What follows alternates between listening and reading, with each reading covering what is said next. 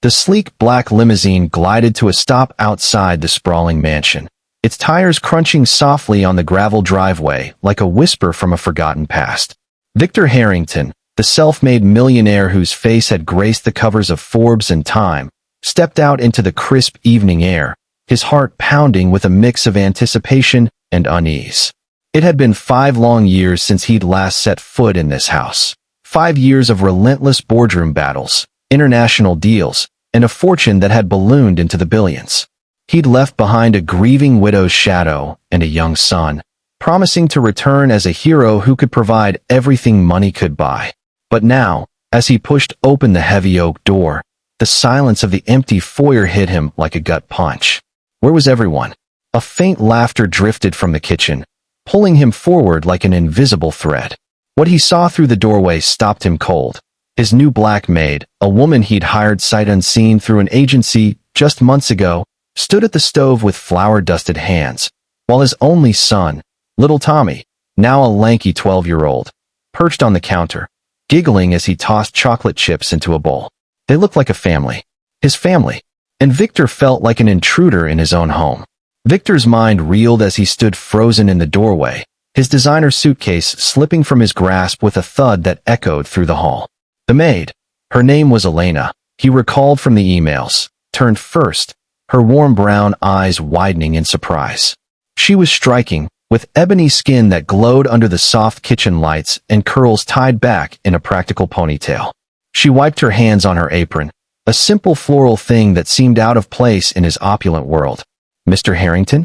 You're home early," she stammered, her voice carrying a gentle southern lilt that hinted at stories untold.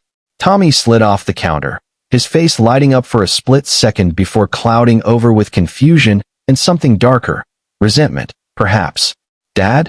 the boy whispered, as if testing the word. Victor had imagined this reunion 1,000 times. Hugs, tears of joy, tales of his triumphs. But this? Elena and Tommy baking cookies together, the air thick with the scent of vanilla and warmth he'd never provided? It shattered him. He'd poured his soul into building an empire after his wife Sarah's death from cancer 6 years ago, convinced that wealth would shield Tommy from pain. Instead, he'd created a void, and this stranger had filled it. As the initial shock wore off, Victor forced a smile, stepping into the kitchen with the poise of a man used to commanding rooms. "I see you've made yourself at home, Elena," he said, his tone sharper than intended. Elena's shoulders tensed, but she met his gaze steadily. "Just keeping things running smoothly, sir. Tommy here was helping with dessert. We were making your favorite, chocolate chip, from the recipe in that old cookbook."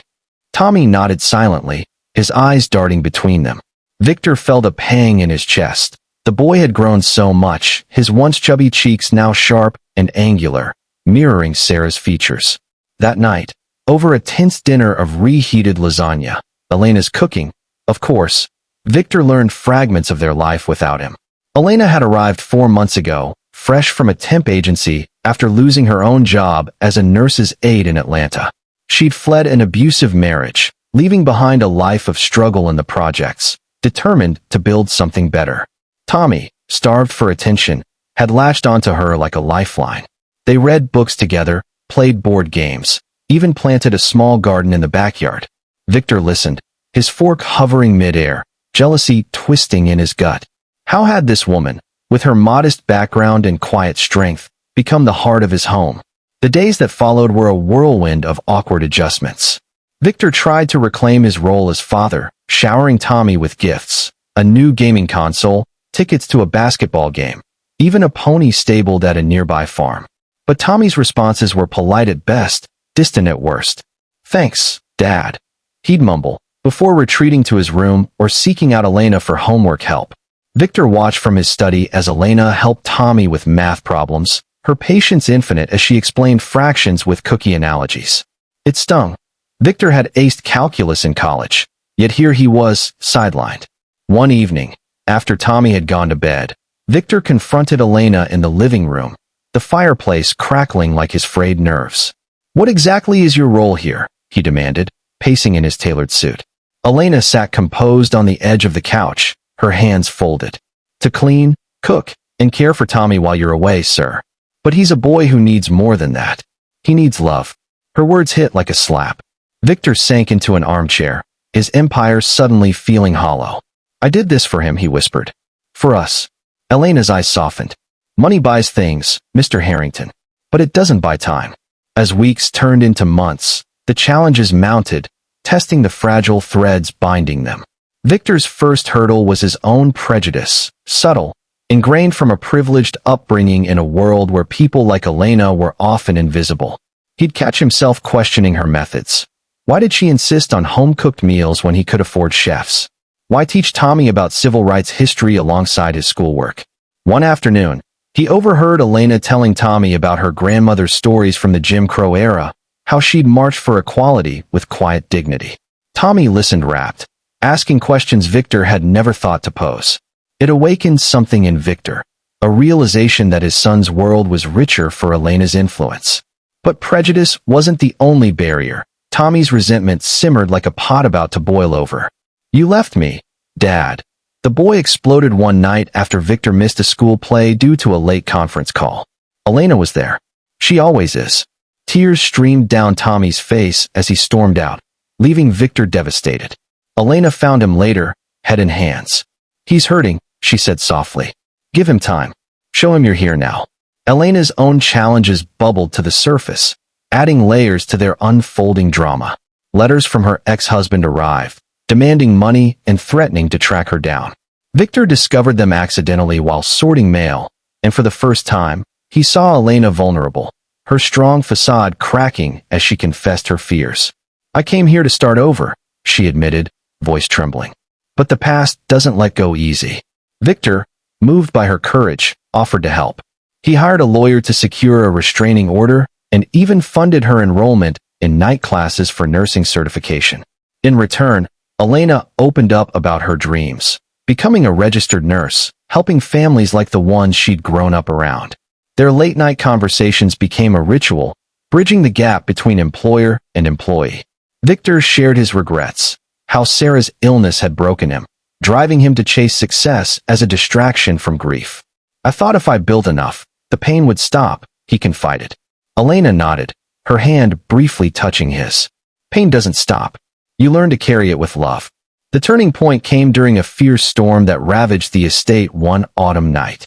Power lines snapped, plunging the house into darkness, and Tommy, terrified of thunder since Sarah's death, woke screaming.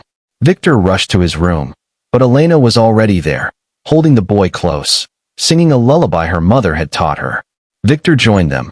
The three huddled under blankets with flashlights, sharing stories to drown out the wind. For the first time, Victor felt like part of something real, not a boardroom victory, but a family forged in vulnerability. As the storm subsided, Tommy whispered, I'm glad you're home, Dad. Tears welled in Victor's eyes. It was the breakthrough he'd craved. But challenges persisted. Society's whispers crept in. Friends at cocktail parties raised eyebrows at Elena's prominence in his life. Your maid, one sneered. Victor defended her fiercely, realizing his own growth. She's family, he declared, cutting ties with those who couldn't see beyond color or class. Resolution dawned slowly, like the sun after rain. Victor scaled back his business empire, delegating deals to spend mornings with Tommy, pancake breakfasts, bike rides, father-son talks about dreams and fears. Elena became more than a maid. She was a confidant, a partner in healing. One evening, as they all baked cookies again, this time with Victor clumsily measuring flour, he proposed a radical change. Elena, stay with us. Not as staff, but as us. Blushing, she accepted, and soon, romance blossomed quietly between them. Tommy beamed at the news, his family whole in a way he'd never imagined. Victor funded Elena's nursing school fully, watching her graduate with pride. Challenges like her ex's final harassment attempt were met head-on, with Victor's resources and Elena's resilience turning threats into triumphs. A court victory that freed her forever. Years later, the mansion buzzed with life. Tommy excelling in college, Elena running a community clinic for underserved families, and Victor mentoring young entrepreneurs from diverse backgrounds. He'd learned that true wealth lay in connections, not currency. The shocking scene in the kitchen had been a mirror, reflecting his absences and inviting him to change. In the end, Their story whispered in inspiring